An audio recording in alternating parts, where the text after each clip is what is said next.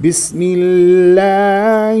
الرحمن الرحیم۔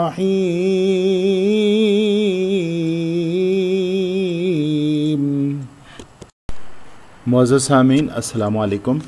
آج ہم خواب میں باغ دیکھنے کی تعبیریں ذکر کریں گے۔ خواب میں عام طور پہ باغ دیکھنے سے مراد استغفار کرنا ہوتا ہے، جس طرح کہ اللہ رب العزت نے سورہ نوح میں حضرت نوح علیہ السلام کا یہ ارشاد نقل کیا ہے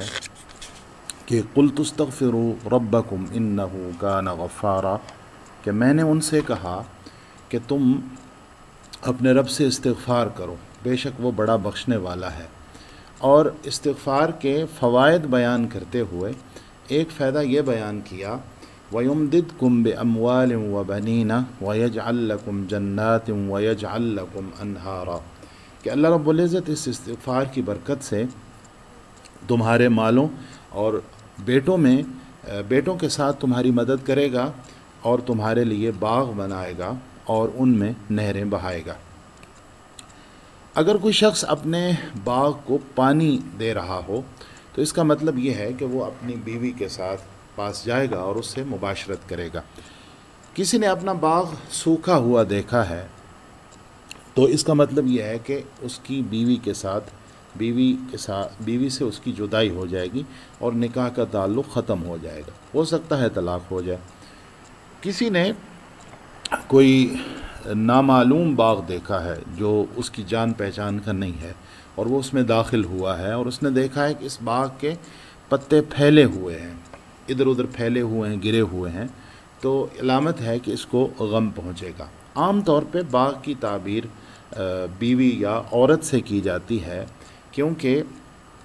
عورت جو ہے اس کو قرآن پاک میں کھیتی قرار دیا گیا ہے، اور کھیتی قرار دینے کی وجہ یہ ہے کہ اس میں پانی بھی دیا جاتا ہے اور اس کو بیج بھی مہیا کیا جاتا ہے،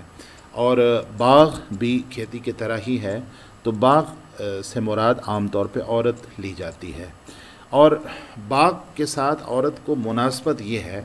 کہ ایک تو باغ کو پانی دیا جاتا ہے، عورت کو بھی دیا جاتا ہے، پھر عورت جو ہے جس طرح باغ میں پھل پھول ہوتے ہیں، درخت ہوتے ہیں، اسی طرح عورت کے اہل و عیال ہوتے ہیں اور اس کی اولاد ہوتی ہے۔ جو باغ معلوم نہ ہو لیکن بہت خوبصورت ہو، بعض اوقات اس کی تعبیر قرآن پاک سے بھی کی جاتی ہے۔ یہ تعبیر ایسے شخص کے لیے ہوگی جو قرآن پاک سے لگاؤ رکھتا ہے، قرآن پاک کی تلاوت کرتا ہے یا قرآن پاک کا علم حاصل کرنے کے لیے کاوش کرتا ہے۔ یہ تعبیر اس لحاظ سے کی جاتی ہے کہ قرآن کریم دیکھنے والوں کی نظر میں خوبصورت باغ ہے جس سے حکمت کے پھل چنے جاتے ہیں۔ یہ باغ اپنی جڑوں کے ساتھ باقی رہتا ہے اور اس میں مختلف لوگوں کا تذکرہ ہے، اور اس میں قرآن حکیم میں بہت سی نعمتیں بھی اللہ کی ذکر کی گئی ہیں اور باغات میں بھی نعمتیں ہوتی ہیں۔ بعض اوقات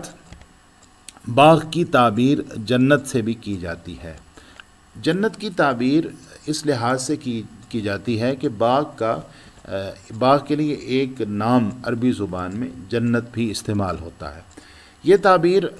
کرنے میں یہ دیکھا جاتا ہے کہ یہ تعبیر اس وقت کی جائے گی جب کہ کسی شخص نے یہ دیکھا ہو کہ وہ باغ میں جا کے سو گیا ہے اور کسی نے اس کو غور سے دیکھا ہے کہ یہ شخص اتنا زیادہ کیوں سو رہا ہے۔ اس صورت میں متعین ہوگا کہ اس باغ سے مراد جنت ہی ہے، اور تب اس وقت بھی باغ کی تعبیر جنت سے کی جاتی ہے جب کہ کوئی عورت اس باغ میں اس خواب دیکھنے والے کو اپنی طرف بلا رہی ہو،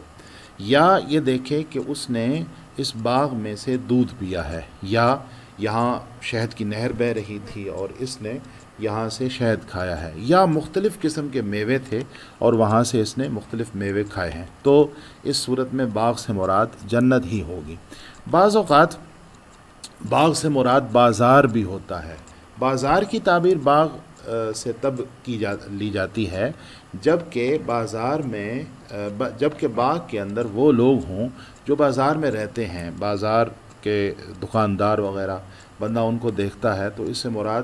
یہ ہے کہ یہ باغ جو ہے یہ بازار سے اس کی تعبیر کی جائے گی۔ اور کبھی باغ سے مراد شادی والا گھر بھی ہوتا ہے، اور کبھی ایسے مکانات اور جگہیں اور جانوروں سے باغ کی تعبیر کی جاتی ہے جن جگہوں اور جانوروں سے فائدہ حاصل کیا جاتا ہے، جیسے دکانیں، سوئمنگ پولز اور چکیاں اور سواری کے جانور اور عام چوپائے وغیرہ۔ باغ، اگر کوئی باغ دیکھتا ہے تو بعض اوقات اس کی تعبیر ان چیزوں سے بھی کی جاتی ہے۔ اس صورت میں دیکھا جاتا ہے کہ یہ خواب پوچھنے والا کس پیشے سے اور شعبے سے تعلق رکھتا ہے، اس لحاظ سے اس کو تعبیر دی جائے گی۔ اگر کوئی شخص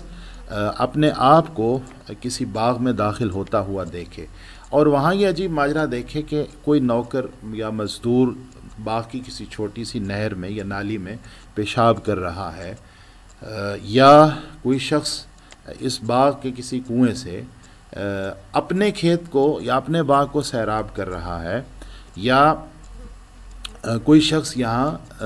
نہر سے پانی لے کے اپنے باغ کو سیراب کر رہا ہے، تو اس کا مطلب یہ ہے کہ جس شخص کو اس نے خواب میں دیکھا ہے وہ شخص اس کی بیوی کے ساتھ نعوذ باللہ خیانت میں ملوث ہے۔ اس کو اپنی بیوی کا بھی خیال رکھنا چاہیے اور اس شخص پر خاص طور پہ نظر رکھنی چاہیے کہ یہ شخص اس کی بیوی سے دور رہے۔